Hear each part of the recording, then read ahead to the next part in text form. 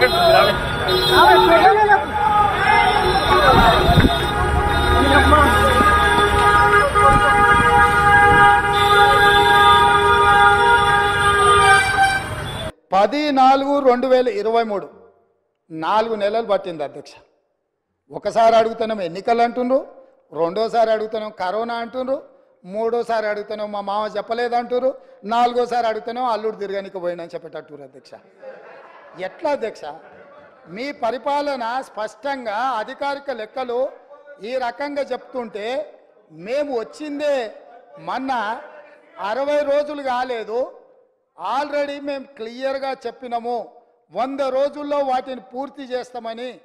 అయినా అప్పుడే రైతు బంధు ఇవ్వలేదు అని గగ్గోలు పెట్టి రైతులను రెచ్చగొట్టాలన్న ప్రయత్నం చేస్తే రైతులేమన్నా అమాయకుల అధ్యక్ష? వాళ్ళకి తెలీదా ఎవరి చిత్తశుద్ధి ఏంది, ఎవరి ఆలోచన ఏంది, ఎవరు ఏం చేస్తుండ్రో, ఎవరు ఏ రకంగా వ్యవహరిస్తుండ్రో తెలీదా అధ్యక్ష?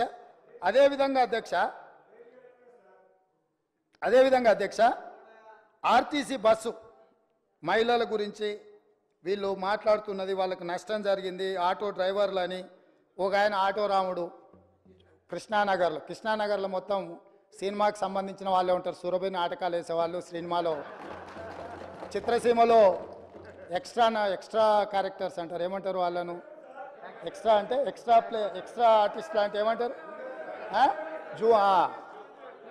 జూనియర్ ఆర్టిస్టులు కృష్ణానగర్లు ఉంటారు. టీఆర్ఎస్లో ఒక జూనియర్ ఆర్టిస్టు ఆడేదో సమావేశానికి పోయిందంట, ఆడ ఆటో కనిపించిందంట, ఆటో ఎక్కి ఆటో రాముడు ఆఫీస్కి పోయిందంట.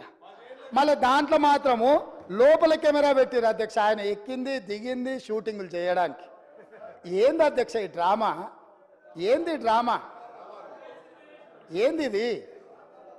మేము ఈ తెలంగాణ సమాజంలో ఉన్న ఆడబిడ్డల్ని హక్కున చేర్చుకోవాలన్న ఆలోచనతోని, ఒక మంచి ఆలోచనతోటి ఆర్టీసీ బస్సుల్లో ఆడబిడ్డలకు మేము ఉచిత ప్రయాణం కల్పించినాం.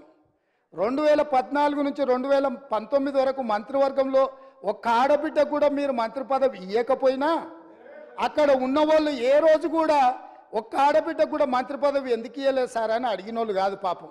ఎందుకంటే అడిగేంత సాహసం చేస్తే వాళ్ళకు ఆ ఉండే ఉద్యోగం కూడా ఉండదన్న సంగతి వాళ్ళకి తెలుసు. కాబట్టి వాళ్ళు మంత్రి పదవులు ఇవ్వకపోయినా కోట్లాది మంది ఆడబిడ్డలకు మా పొన్నం ప్రభాకర్ గారు మేము మొదలుపెట్టిన బస్సు ప్రయాణాన్ని టోటల్గా ఆడబిడ్డలందరికీ కూడా చెప్పి ఉచితంగా బస్సు ప్రయాణం ఇస్తే దాదాపుగా అధ్యక్ష ఇప్పటి వరకు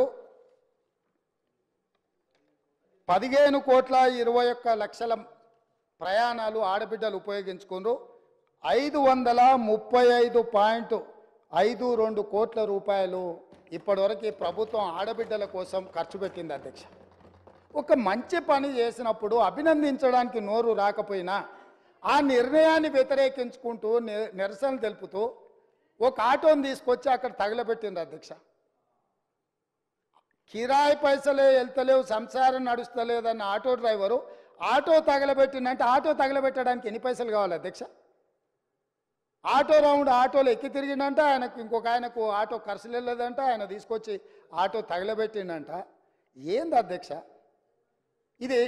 అసలు ఇది ఏమైనా తెలంగాణ సమాజానికి మనం ఏం సందేశం ఇవ్వదలుచుకున్నాము? ఇంకొక నటుడేమో 100 రూపాయలు పెట్టి పెట్రోల్ కొనుక్కుంటాడు, కానీ 10 పైసలు పెట్టి అగ్గిపెట్ట కొనుక్కోడు, అగ్గిపుల్ల దొరకదు. మన కవులకు కళాకారులకు తెలంగాణ నిలయమని మనందరికీ తెలుసు అధ్యక్ష. కానీ నటులకు కూడా కొదవ లేకుండా పోయింది.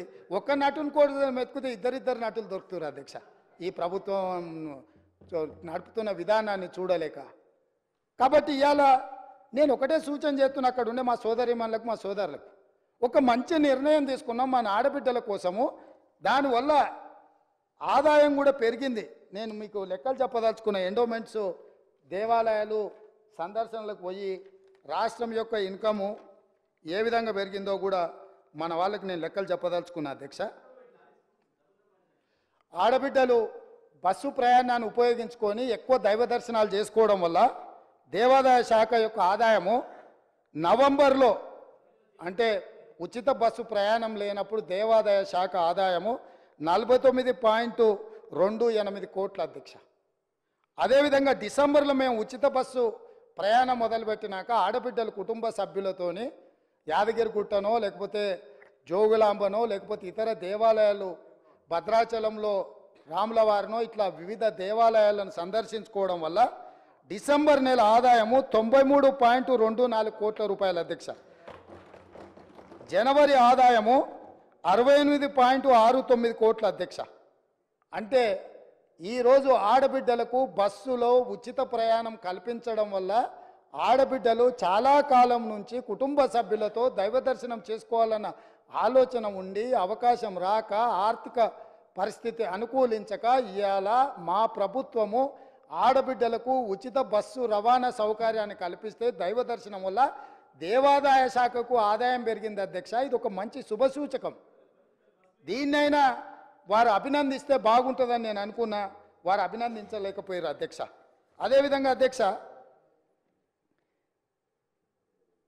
ఉద్యోగాలు పదే మీరు 2 లక్షల ఉద్యోగాలు ఇస్తారన్నారు. ఎక్కడ పోయినాయి మీ 2 లక్షల ఉద్యోగాలు?